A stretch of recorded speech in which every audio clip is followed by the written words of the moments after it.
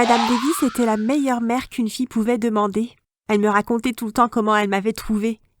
Elle m'a dit qu'une nuit, avant de fermer, elle a entendu les pleurs d'un bébé. Après avoir cherché partout, elle m'a trouvée entourée d'une couverture dans un panier. Les seules choses qu'elle a trouvées dans le panier étaient un médaillon et un message lui demandant de prendre bien soin de moi, ainsi que le nom que ma mère m'avait choisi, Brittany. Si vous voulez en savoir plus sur cette histoire et d'autres histoires comme la mienne, n'oubliez pas d'aimer et de vous abonner. N'oubliez pas non plus d'activer les notifications pour savoir quand de nouvelles histoires seront mises en ligne. Un jour, alors qu'elle était assise, en train de regarder la télé, Madame Davis a reçu un coup de téléphone qui a tout changé. Alors qu'elle plaçait le téléphone sur son oreille, Madame Davis a dit « Bonjour ». Elle écoutait la personne à l'autre bout du téléphone et parfois elle disait « ou d'accord ». Après avoir dit au revoir à la personne avec qui elle parlait, elle a dit d'une voix douce. C'était le docteur Miller. Ils ont reçu les résultats de mon test. J'ai un cancer du sein. J'ai pris Madame Davis dans les bras et les larmes ont coulé le long de mes joues. Pendant 14 ans, elle était la seule mère que je connaissais et je n'étais pas prête à la perdre. Elle m'a repoussée doucement et m'a regardée dans les yeux. Je pense que c'est le moment de te trouver une nouvelle famille. J'ai pleuré et j'ai dit « Je ne veux pas de nouvelle famille !» Madame Davis a ajouté en me tirant vers elle « Je sais chérie, mais on doit se préparer au pire, d'accord ? Je ferai en sorte que tu sois adoptée par une bonne famille. » Les semaines suivantes, Madame Davis et une agence d'adoption ont examiné de nombreuses familles pour s'assurer que je trouve la meilleure. La famille que Madame Davis a choisie était Monsieur et Madame White. Ils n'avaient pas d'enfants et ils étaient milliardaires. Vous arrivez à y croire ? Le jour est finalement arrivé pour moi de quitter la seule maison que je connaissais. Madame White m'a dit « Ne t'inquiète pas. Tu peux appeler Madame Davis tous les jours et elle peut venir te voir quand elle veut. » J'ai pris Madame Davis dans mes bras. « Au revoir, je t'appellerai une fois arrivée. D'accord ?» Une fois arrivée chez les White, Madame White m'a fait faire le tour de la propriété. À l'extérieur, il y avait une piscine, un court de tennis et même une étable avec des chevaux. Monsieur White a dit « Brittany, n'hésite pas à nous demander ce dont tu as besoin. On n'a qu'une seule règle. » J'ai dit oui de la tête et il a continué. Il a dit en posant sa main sur mon épaule « Tu n'es pas autorisé à aller au sous-sol. On est en train de faire des travaux et c'est rempli de planches et d'outils. On ne veut pas que tu te blesses. D'accord ?» J'ai dit oui de la tête et j'ai dit en souriant « Bien sûr. » Les jours et les semaines sont passés. Je m'éclatais à vivre avec les White et j'appelais Madame Davis tous les jours. Elle est même venue me voir quelquefois. De toutes les pièces et les choses que j'ai vues dans la propriété, mon endroit préféré était la cuisine. Jeanne était un peu plus âgée que moi et c'était la fille de la cuisinière. Je restais dans la cuisine pendant des heures en cuisinant ou en discutant avec Jeanne. Une nuit, je me suis levée pour grignoter.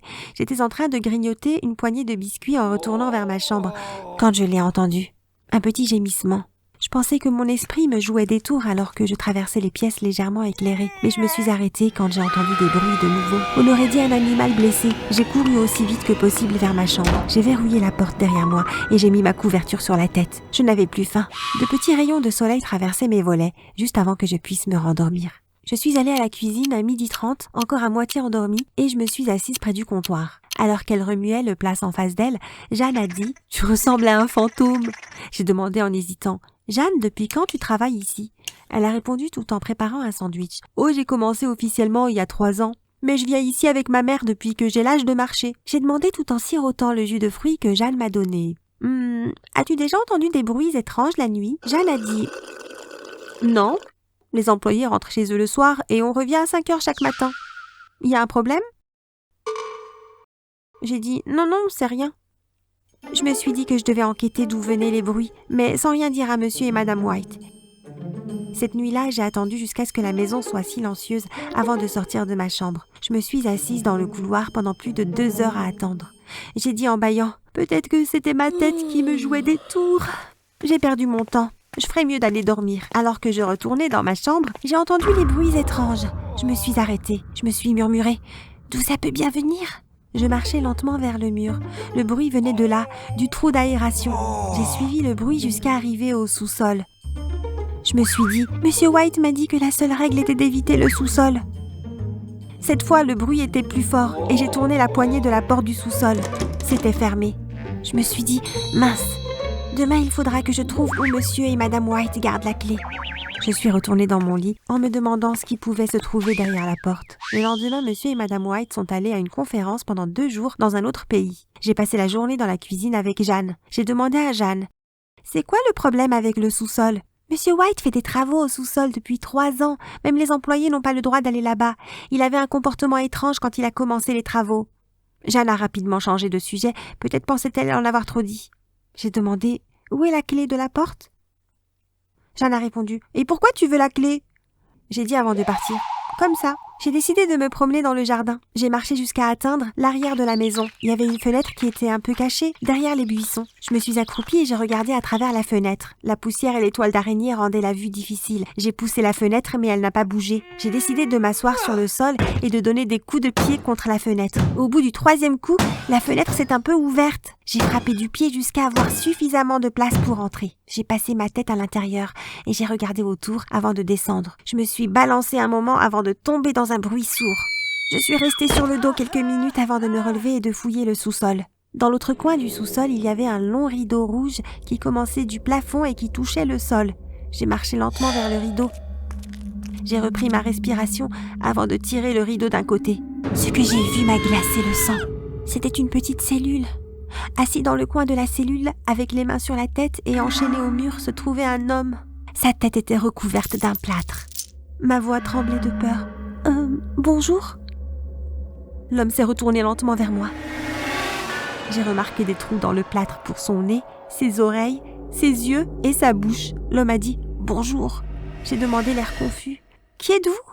Pourquoi êtes-vous enfermé ici ?» Il a dit « Vous ne me croirez jamais. » « Dites toujours ?» L'homme a dit « Monsieur White n'est pas l'homme qu'il dit être. C'est mon frère jumeau, William. » J'ai dit exaspérée « Et Madame White n'est pas la vraie ?» Ah non! Madame White est la vraie, c'est ma femme. Elle et mon frère ont décidé de se débarrasser de moi enfermée ici. J'avais la tête qui tourne, comme si le sous-sol tournait en face de moi. C'était trop pour une fille de 14 ans. J'ai dit en faisant les 100 pas. Alors, pour faire simple, vous êtes le vrai Monsieur White, le milliardaire? Votre femme et votre frère jumeau vous ont enfermé ici pour profiter de votre argent. Ma question est pourquoi vous ne criez pas à l'aide? Eh bien, j'aimerais bien, mais mes employés seraient en danger. J'ai déjà perdu une personne et je veux pas en perdre une autre. D'habitude, je suis sous sédatif, donc je peux deviner que Sophia et William sont partis à l'étranger. J'ai dit oui de la tête. J'ai demandé « Depuis combien de temps êtes-vous là ?» Il a dit « Environ 3 ans. » J'ai dit « C'est à ce moment que Jeanne m'a dit que vous avez changé. C'est à ce moment que le changement a eu lieu. » « Mais comment je fais pour vous sortir de là? Où sont les clés? » « Les clés sont autour du cou de William. N'en parlez à personne. Je veux pas mettre en danger un employé. » J'ai dit oui de la tête. « Je vous aiderai à sortir. » Et j'ai promis « Je reviendrai bientôt, quand j'aurai les clés, d'accord ?» J'ai poussé la table contre le mur sous la fenêtre et j'ai escaladé hors du sous-sol. Je suis retournée dans la maison, la tête pleine. Je devais faire sortir le vrai Monsieur White de cette prison. Les jours suivants, j'ai prétendu que tout allait bien quand les White sont revenus. J'ai remarqué les 2 clés autour du cou de Monsieur White et j'ai aussi remarqué qu'il ne les avait jamais enlevées. J'avais besoin d'un plan, et vite. J'étais le seul espoir du vrai Monsieur White. Environ une semaine après avoir rencontré le vrai Monsieur White, j'ai eu une opportunité. Madame White est sortie pour la soirée et Monsieur White était dans son bureau en train de travailler. Il a demandé à Jeanne de lui apporter une tasse de café. Je me suis proposée pour lui amener. J'ai frappé à la porte de son bureau et je l'ai légèrement ouverte. « Monsieur White, Jeanne m'a dit que vous voulez un café. » Monsieur White a dit en prenant le café de mes mains. « Merci, Brittany. »« Monsieur White, je voulais vous dire à quel point je suis reconnaissante de tout ce que vous, Madame White et Madame Davis, avez fait pour moi. » J'ai commencé à essuyer les larmes de mes yeux. Monsieur White a alors dit en venant vers moi, « Brittany, tu amènes tellement de joie dans cette maison. » J'ai dit avant d'éclater en sanglots, « J'ai beaucoup de chance. D'abord avec Madame Davis et maintenant avec vous et Madame White. » Monsieur White m'a pris dans ses bras et j'ai mis mes bras autour de son cou en le serrant fort et en pleurant. Après quelques minutes, je me suis doucement écartée et j'ai essuyé mes larmes. J'ai souri. « Excusez-moi d'être si émotive. » Monsieur White a dit en pressant mes épaules. « C'est pas grave, nous sommes contents de t'avoir ici. » J'ai souri et j'ai quitté le bureau. J'ai ouvert ma main qui cachait le collier. J'ai appelé la police en allant vers le sous-sol et je leur ai dit qu'il y avait un cambriolage en cours et que je craignais pour ma vie et que je me cachais au sous-sol. La police a dit qu'ils allaient être bientôt là. Je suis allée au sous-sol et j'ai rapidement trouvé la bonne clé pour ouvrir la porte. J'ai couru dans les escaliers et puis vers le rideau. J'ai dit tout en tirant le rideau d'un côté et en le libérant de sa cellule et de ses menottes. « Je suis désolée d'avoir pris autant de temps, Monsieur White. » Monsieur White a dit alors qu'il se relevait. « Mille merci, je te dois la vie. » Avec une main sur mon épaule, moi et Monsieur White nous sommes dirigés vers les escaliers. Mais il y avait un problème. En haut des escaliers, il y avait Madame White, folle furieuse, avec une batte de baseball dans sa main. Et elle a dit Et où est-ce que vous pensez aller ? Monsieur White a répondu « Sophia, s'il te plaît, ça en est trop !» Madame White a dit en fonçant sur nous « Vous allez tous les deux retourner en cellule, que vous le voulez ou non. » J'ai crié et Monsieur White m'a protégée. Une voix venant du haut des escaliers, derrière Madame White, a dit « Madame White, jetez votre batte, c'est la police. » J'ai regardé autour de Monsieur White et j'ai vu Madame White lâcher la batte. Elle a été menottée et emmenée.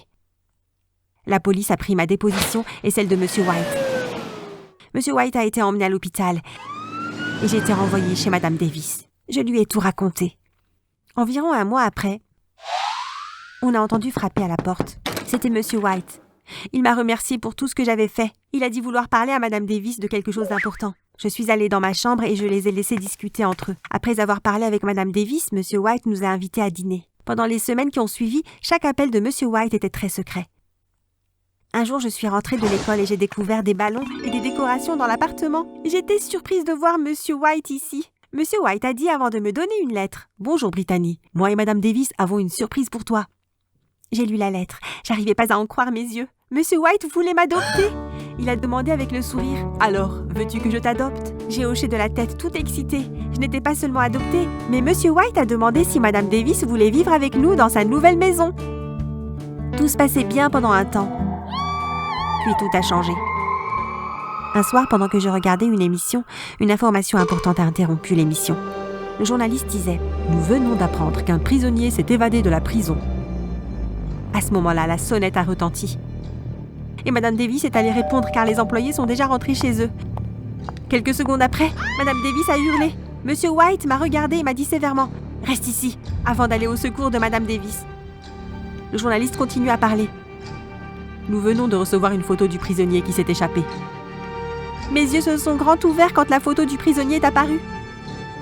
C'était le frère jumeau de Monsieur White, William. Qu'avez-vous pensé de cette histoire ? Si cette vidéo reçoit 30 000 j'aime, on mettra la partie 2 en ligne. Merci d'avoir regardé.